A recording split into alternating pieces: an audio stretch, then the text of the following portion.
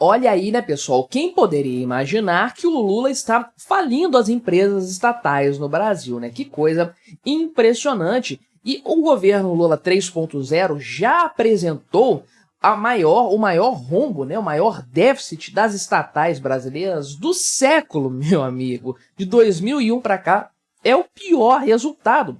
Com 2 anos apenas de mandato, já superou os governos anteriores. É algo impressionante, de fato, que obviamente é um misto, um conjunto de ineficiência, de intervenções, de politicagem dentro dessas empresas. Talvez um ou outro negócio escuso aí, vai saber, porque esse cara já deu prejuízos enormes para empresas altamente lucrativas como a Petrobras. É impressionante como esse Rei Midas, ao contrário, trabalha tudo que ele toca, acaba virando você sabe o que, né? Então, vamos conversar aqui sobre esse resultado, sobre esse valor, comparar com governos anteriores e tentar entender de onde que esses números surgem, qual é o tipo de intervenção que o governo Lula tem feito para piorar tanto assim a situação das empresas estatais no Brasil.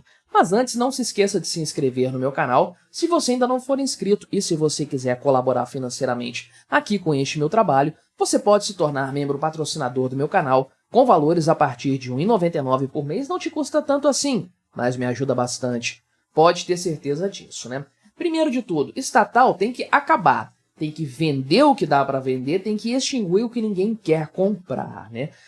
Quem dera o STF não tivesse prejudicado o Bolsonaro na intenção dele de privatizar empresas. E ele fez bastante coisa, gerou caixa, gerou superávit, aí alimentado também por privatizações, que é o jeito certo de fazer a coisa. Tem troço demais para vender aqui no Brasil, tem estatal para tudo, né? Uma coisa absurda realmente, e são empresas que não têm lucratividade. Por que não têm lucratividade? Porque são empresas políticas, não têm efetivamente o interesse de fornecer um bom serviço, fornecer bons produtos, atender ao consumidor para aí sim ter lucro, para dar dinheiro para os acionistas, não. E é o próprio Lula que fala isso, né? Essas empresas têm uma função social, têm que cumprir o papel delas para a sociedade. E aí o resultado é esse aqui, meu amigo. Quase 10 bilhões de reais de prejuízo, de déficit nas estatais brasileiras do começo do mandato do Lula para cá. Estamos fazendo uma análise aqui, né, do acumulado nos governos, considerando cada governo de forma individual. Tem esse gráfico aqui do Pessoal Poder 360 que mostra o quanto esse cenário é absurdo, porque, olha aqui, você teve no governo Bolsonaro 31 bilhões de reais de resultado positivo, de superávit, de lucro dessas empresas, contra 9 bilhões, quase 10 bilhões de prejuízo, agora no governo do Lula, no governo Lula 3.0, que tem menos de 2 anos de mandato, ele conseguiu ter o pior resultado. Olha aqui, o pior resultado, o pior governo em matéria de gestão estatal dessa série histórica aqui, que começa neste século para frente, sendo que ele nem completou o mandato dele ainda. É impressionante, né? É claro que ele pode reverter isso aqui com lucros nos anos seguintes. Então esse número pode diminuir, mas caramba, meu amigo, é realmente uma coisa impressionante e, convenhamos, não vai diminuir, o Lula só faz piorar essa situação, né?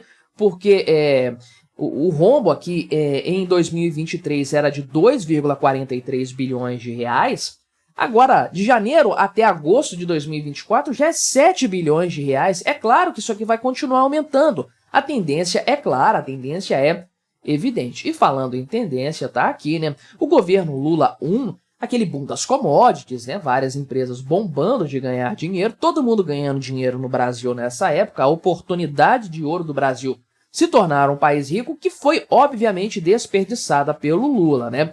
Então, nós temos aqui os sucessivos governos petistas, e você pode ver a tendência mesmo, sair de um lucro aqui de 42 bilhões de reais, lembrando, isso aqui está tudo corrigido pela inflação, tá? 42 bilhões de reais caindo para 9 bilhões, então uma queda considerável do primeiro mandato do Lula para o segundo, se transformando num prejuízo, num rombo de 7 bilhões no segundo governo Dilma, que foi um pouco menor aqui no período seguinte, não por causa da Dilma, por causa do Michel Temer, né? Aqui é o período Dilma e Michel Temer conseguiu reverter um pouco desse cenário desastroso, catastrófico promovido pelo governo Dilma Rousseff, em consonância, de forma sucessiva, com o governo Lula, os governos anteriores aqui, né? E o Bolsonaro chegou, revolucionou a parada totalmente. Temos aí 31 bilhões de reais de superávit, de lucro das empresas estatais. Pois é, o cara conseguiu essa proeza aí em plena pandemia. Eu não duvido que, se não tivesse pandemia, seria melhor do que isso aqui ainda, mesmo vindo de um cenário altamente deficitário dos governos anteriores. Então,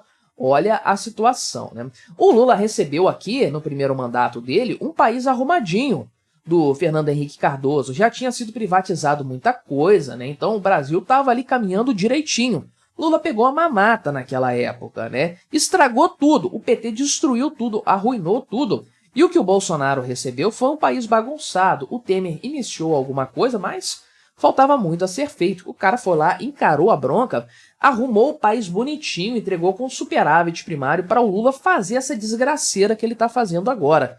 É impressionante, né? E o Bolsonaro teve essa política realmente de privatizar muita coisa. Certamente você se lembra que o STF prejudicou o Bolsonaro, porque obrigou as privatizações a passarem pelo Congresso Nacional, coisa que nunca precisou. E aí, é claro que um Congresso Nacional extremamente fisiológico, pior do que esse agora, inclusive, né? Mas um Congresso Nacional que estava ali pressionando para ter contrapartidas, enfim, para aceitar privatizações. Ainda assim, muita coisa foi feita, inclusive de forma assim, micro, né? Privatizar uma empresa inteira dá mais trabalho, mas sob a gestão do Bolsonaro, a Petrobras se livrou de um monte de porcaria, por exemplo, né? Ficou muito mais eficiente, o lucro dela disparou nesse período, porque ela se focou naquilo que ela é boa realmente em fazer, e não com fábrica de fertilizante e exploração de gás, essas coisas aí que não são o core da empresa de fato, né? Enfim, a empresa se tornou muito mais eficiente no governo Bolsonaro, e vinha muito mais coisa pela frente. Se ele tivesse vencido as eleições, provavelmente os Correios já teriam rodado neste momento. Mas o Lula veio, reverteu tudo isso aí, falou que não ia fazer privatização nenhuma mais e queria estatizar coisas que foram privatizadas anteriormente. Aí a desgraça estava arrumada, meu amigo. É claro que a situação penderia para esse lado, né? Aí o pessoal do Poder 360 aqui, né? Só olhando aqui o déficit para cada ano, dá para ver claramente aqui, né, onde está o problema, né? O período Dilma Rousseff, você pode ver aqui que no segundo mandato dela, tudo foi deficitário até o Temer chegar e reverter isso aqui. Dá para ver claramente que foi uma reversão de cenário, né? Você tem aqui uma queda absurda no governo Lula, né? Você tem isso aqui de forma considerável, uma queda, tinha uma lucratividade alta no primeiro mandato, que caiu absurdamente no segundo mandato e se transformou em prejuízo no mandato de Dilma Rousseff. E aí o Temer e o Bolsonaro trabalharam para corrigir isso aqui, e o Lula agora veio para escangalhar a coisa de forma completa, um resultado pavoroso, o pior resultado em matéria aqui de déficit, de prejuízo das estatais da história, né? E é claro que aqui é algo generalizado, tem estatais estaduais, federais e municipais todas aqui, né? Todas as esferas. Não quer dizer que toda estatal é deficitária, dá prejuízo. Mas, aliás, aqui as estatais municipais estão dando lucro, né? Mas as principais esferas aqui, as mais relevantes, estão dando um prejuízo considerável, né? Então aqui o Ministério da Gestão e Inovação foi perguntado aí pelo Poder 360 a respeito dessa análise. Eles responderam aqui que não, tá tudo às mil maravilhas aí, né? Primeiro porque os déficits estão cobertos pelo caixa das empresas que foram carregados em anos anteriores, né?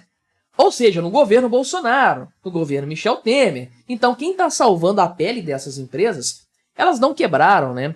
Ou pior ainda, não usaram recursos do Tesouro, porque deixa quebrar, se tiver que quebrar, que se dane. O pior é usar recursos do Tesouro, ou seja, do pagador de impostos, para cobrir esses prejuízos. Então elas não estão usando isso ainda, porque elas têm caixa que foi gerado nos governos anteriores, né? Então ainda não está impactando o equilíbrio fiscal aí, né? E o que ele está falando, né, o ministro aqui, aliás, o Ministério de forma geral, né, é que essas empresas receberam aportes em governos anteriores, 2018 e 2019, para realizar investimentos nos exercícios seguintes, né? Então, o que ele fala é que você tem o aporte ali em 2018 e 2019, isso entra como receita, e depois os investimentos vão sendo realizados, isso vai entrando como despesas, né? Tá bom, então, o Ministério da... é o que mesmo? Gestão e Inovação.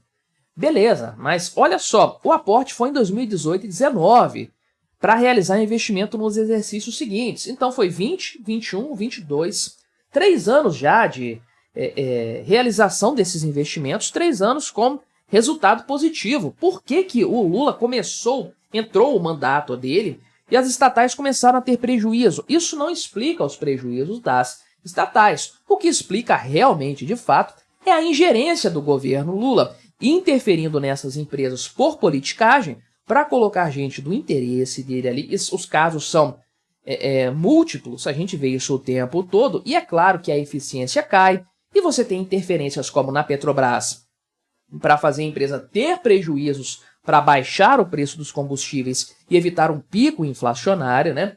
Aquela situação que a gente conhece bem. Não tem jeito, né? Um governo Lula, um desgoverno Lula no controle dessas estatais aqui, só vai dar prejuízo e prejuízos cada vez maiores. Mas me diga aí, o que você achou dessa minha análise? Colabore com o nosso debate, se inscreva no meu canal se você ainda não for inscrito e até a próxima.